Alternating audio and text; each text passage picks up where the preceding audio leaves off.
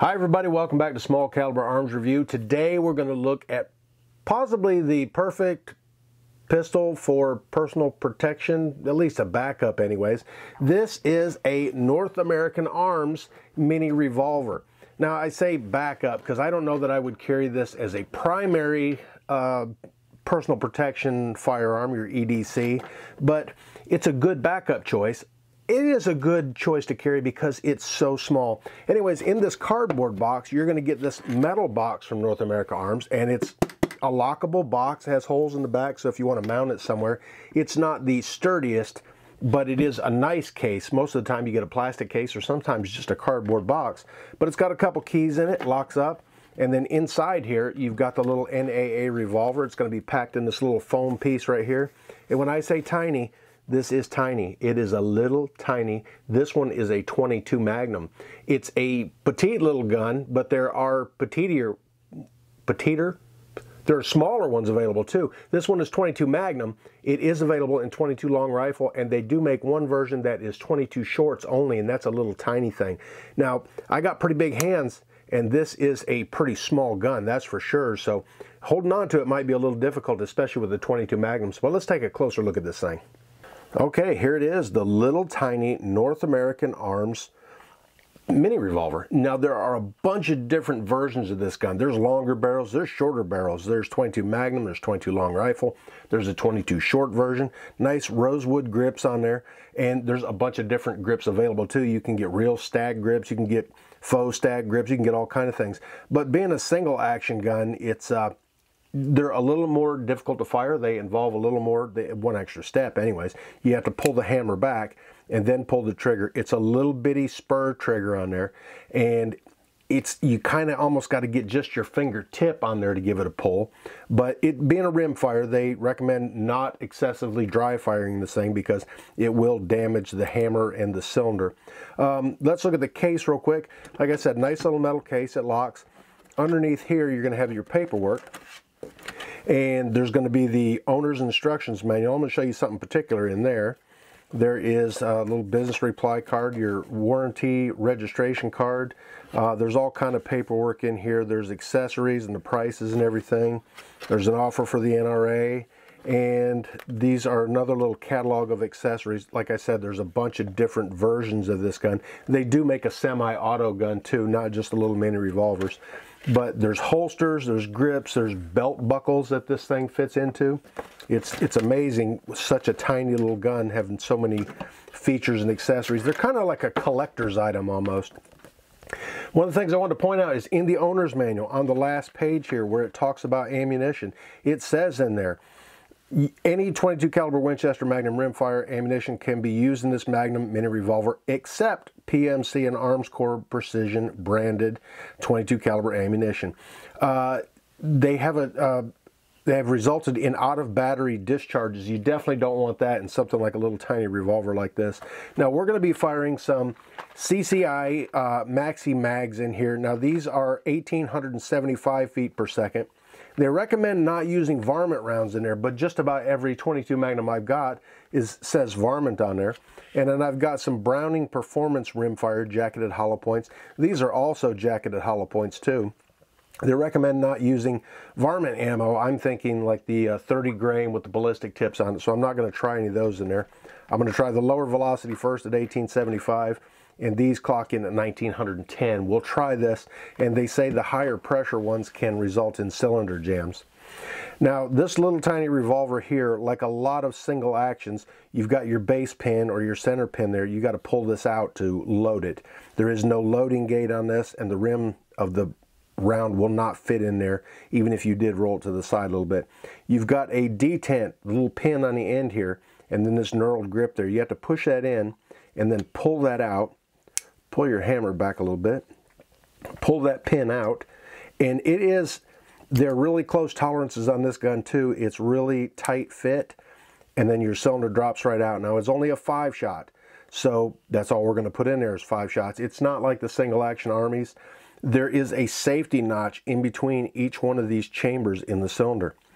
Your center pin also, if you get a case stuck in there, allows you to push that cylinder or that spent case out if it does get stuck in there.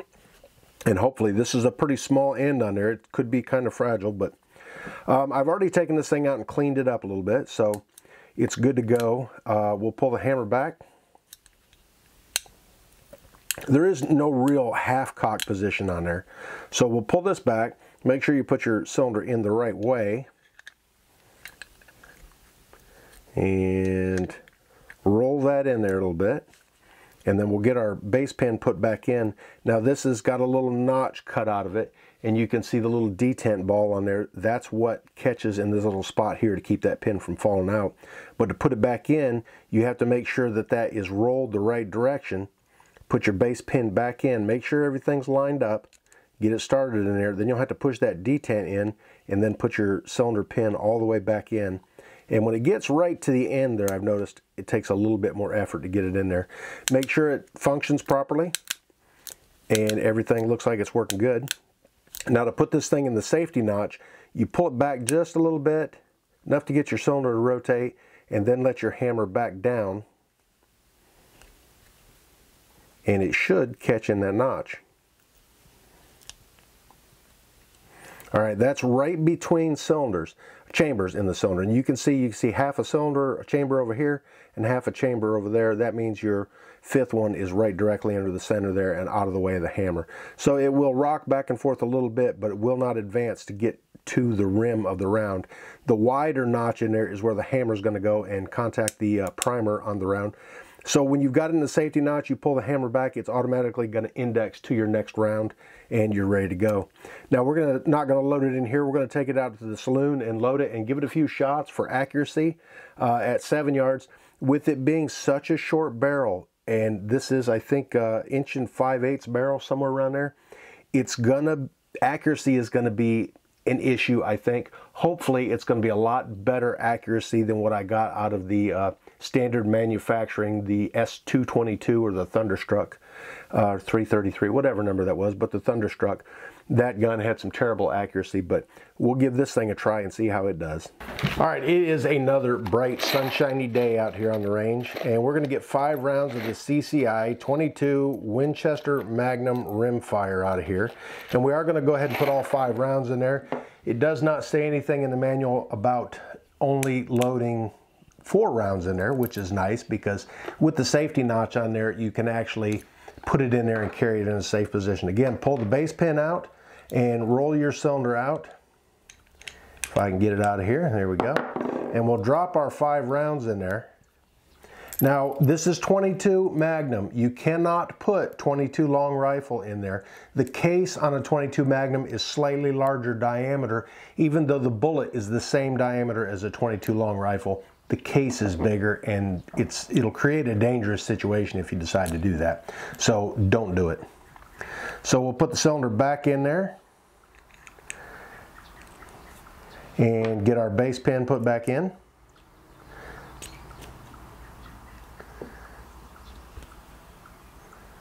And there we go. Now we'll go ahead and put it in that safety notch again. Pull it back a little bit. Keep control of the hammer. That's the one thing you definitely want to do. I've got one of these targets set up there at 7 yards. We're going to go ahead and take a couple shots at the center target and see how it does. Now, taking a look at this thing, examining it while I had it before I've taken, this will be the first time I fired it, but the sights are not the best on it, that's for sure. This is definitely an up close and personal gun. So 7 yards might be stretching a little bit, but that's a good self-defense distance right there because it doesn't take long to go from 7 yards into you. So let's check it out and see how it does. All right, you will definitely want to have eyes and ears on, especially ears. With this thing being so small, there's nothing there to really muffle the sound of anything. So I'm actually standing just about a yard closer just because getting out here in the sunlight and everything, you won't be able to see me in the shadows there. But anyways, we're going to cock the hammer. That'll advance the cylinder in the correct position to fire around, and we're going to take a shot at that target and see how it does. It's a tiny revolver. There's not much to hold on to here. And I don't know if you can tell, it is tipped up a little bit in my hand. That's just from the recoil. I had it down a little bit like that, and luckily I've got something to hold on to there, and it's not much anyways. It seems to have shot a little bit high. I'll let you see the next 4 shots.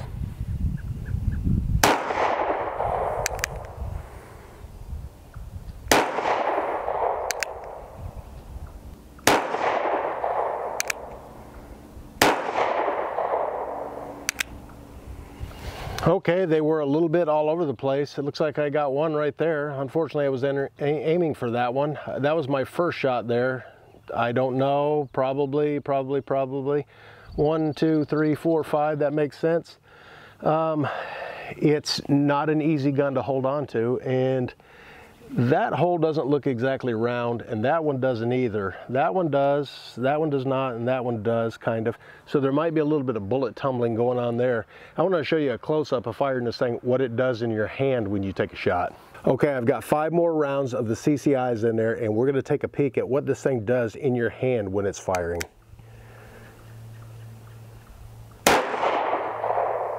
So that's the position it ends up in. It kicks up, that grip kind of rolls in your hand just a little bit. There is another grip frame that they've got. It's called the boot grip, and it may eliminate some of that.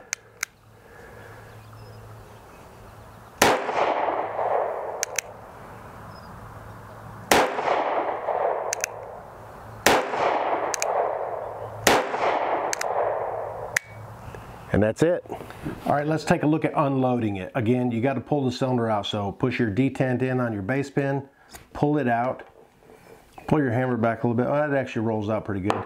Now, some of them want to fall out, some of them don't, but it does not take much effort to get those out of there.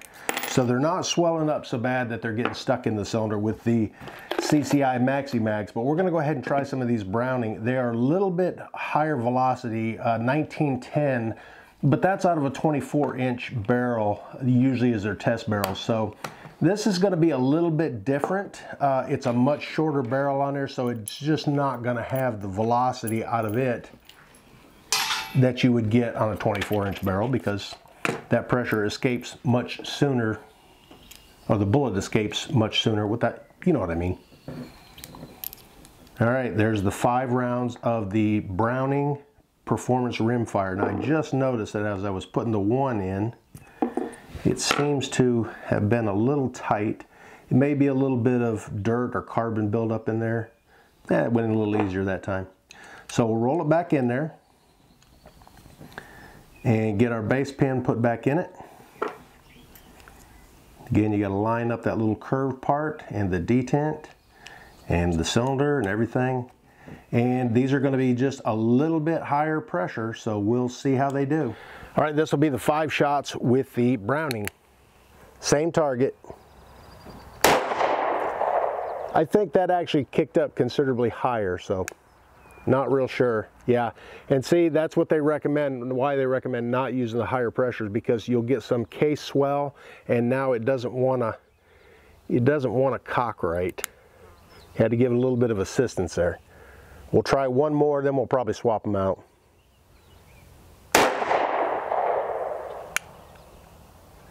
Yeah, we'll go ahead and swap those out. Put the lower velocity back in there, because it's not that it's excessive pressure on the cylinder, it's excessive pressure on the case, and that's what's causing the dragging. Okay, so we're going to go ahead and pull this cylinder out, roll it out of there. Now I have 3 that I have not fired and 2 that I have. Let's see how much effort it takes to get those 2 out. A little bit more. Oh, this one's going to be a little bit more than that. Yeah, that was the first round there, I do believe. So that took quite a bit more effort to get that one out of there. And like I said, it's probably not putting too much pressure on the cylinder, but it's going to cause you some issues with dragging and all that kind of stuff. So we will stick with the lower velocity CCI Maxi Mags. You would think with it being a Maxi Mag, it would be even higher pressure, but they're a lower velocity, so that means obviously they are a lower pressure. All right, I'm going to see if I can give you a little bit of an idea of what the sight picture looks like on this thing. There's not much to hold on to there. So it's pretty much one finger is all I got, and then whatever I've got with the trigger there and whatever I can hold with my thumb. So we'll pull the hammer back. It is cocked and ready to go, and the sight picture is not that good. Let's give it a try and see what it looks like.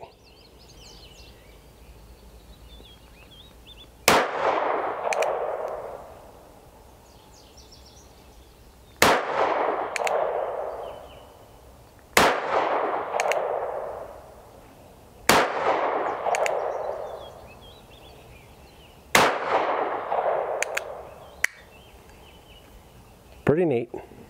All right, there was 5 more rounds of the CCI, the little bit lower velocity stuff. And it's not It's not painful in your hand to shoot. It's just you can't get a good grip on the thing being so small. At least I can't. I got pretty big hands, so you know that's going to be one of the drawbacks of it for me anyways. 3 of those rounds fell right out, and the other 2 took pretty much no effort, just a little tiny tap to get them to come out. So if you're going to get one of these, I would suggest sticking with lower velocity ammo. The Browning Performance Rimfire is probably just fine in any other gun. It's just not the best choice for this gun anyways. So we're going to load up 5 more rounds because it actually is kind of a fun gun to shoot. And I'm going to work on trying to get that sight picture right, because it feels like when you line the sights up properly, like you would in another single action army or something like that, 1873, it feels like this one is tipped way down when you're doing that. And maybe it's just an optical illusion or something, but it's not a bad little firearm. All right, I've looked at a couple of those impacts on the target, and some of them seem like the bullet is tumbling a little bit. This kind of a keyhole instead of a nice round hole. I'm going to move up considerably closer. I am probably only maybe 4 yards away right now, and I'm going to take some shots at the upper right-hand target and see if I can get them in there and see if I get a round hole or a keyhole. We'll give it a try anyway, see how it does. Again, that sight picture is kind of funky.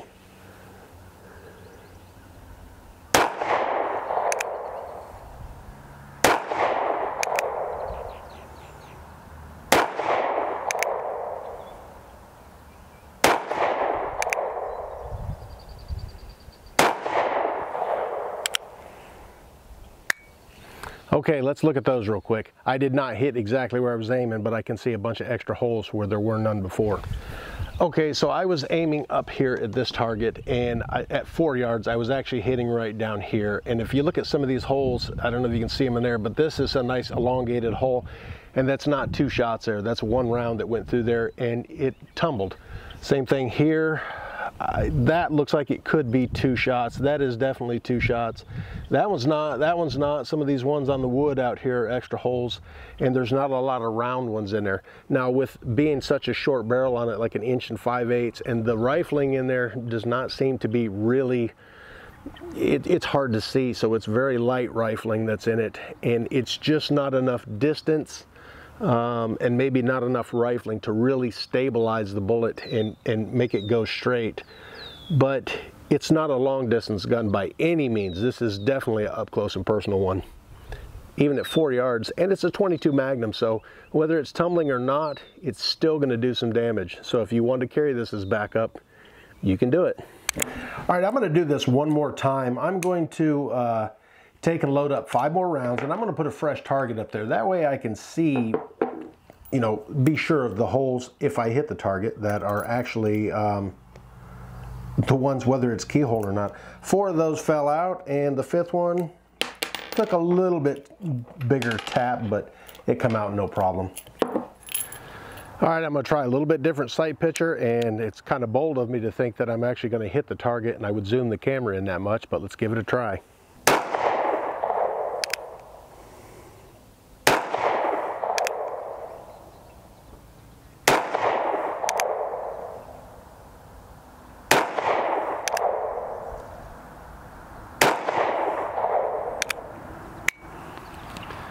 Okay, that didn't do too bad. That hole and that one are round.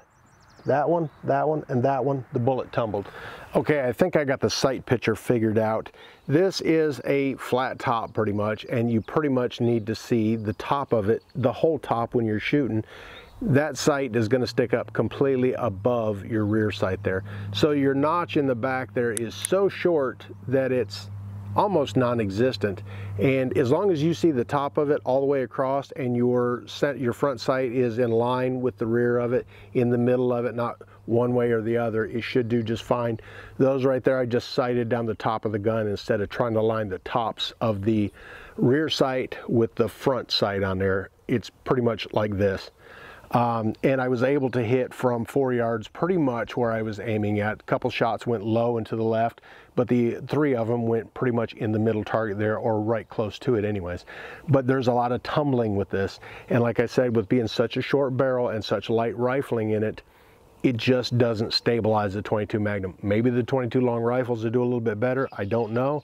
This is the first one of these I've ever bought and the first one I've ever fired, so I couldn't really tell you. Maybe ones with the 4-inch barrel or whatever they are. There's some with them really long barrels, which are just kind of a target gun and kind of a novelty thing. Actually, the whole line of these is kind of a novelty gun, but it could be a good backup gun if you want to carry it. It will fit right in your pocket. One thing I would suggest if you're going to carry this in your pocket is to get a holster. They make pocket holsters for these things so that you don't get pocket lint ended up in the end of the barrel there or in the action and kind of jam things up. It's possible a coin or something, maybe a dime in your pocket gets slid underneath the cylinder there, and if you're in a hurry in a high stress situation, you might not realize that and could cost you valuable time.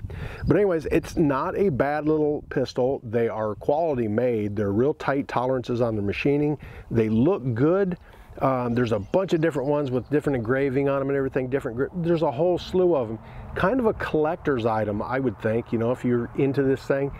They are pricey. This one, I think I paid $239 for it, which is pricey for what it is, but it's a good quality pistol, that's for sure. And the price goes way up from there. I've seen them for $500 and $600 depending on which one it is. I think it's the Ranger that is kind of a break top, kind of a Schofield type gun. And they're really cool looking, but they're really expensive. You can buy these in boxed sets. They have some that are 22 Magnum, 22 long rifle, and 22 short. All three of them match, different barrel lengths. And they come in a nice wood case. $1,500 to $1,800. That's a lot of money for these little things. So, like I said, they're kind of a collector's thing or kind of a novelty gun. And if you got the money and you want to spend on one, go for it. But I went with just about the cheapest model you could get. All right, guys, there it is. The North American Arms, or the NAA Mini Revolver. They're cool little guns. Do they have a practical purpose? Maybe, maybe not. Are they fun? Yeah, I think they are. They're not a lot of pain in your hand. They're just kind of difficult to hold on to. So, I mean, it's up to you. If you got the money, you feel like getting one, you just want to have a cool little conversation piece or something, pick one up. If you want to carry it as backup to your primary firearm, you could do that too. 22 Magnum is not a slouch, and it is a pretty good defensive round if you ask me. Easy gun to clean up. All you got to do is take the cylinder out just like when you're loading it and stuff, and everything is right there. You clean out all the chambers in your cylinder. The barrel being so short, you can pretty much take a Q-tip and clean those out. Oil it up a little bit, take good care of it, and it should last you a really long time. Good little guns. Anyways, if you could, hit this button up here to check out some of my other videos. Don't forget to hit the button to subscribe, and thanks for watching Small Caliber Arms Review.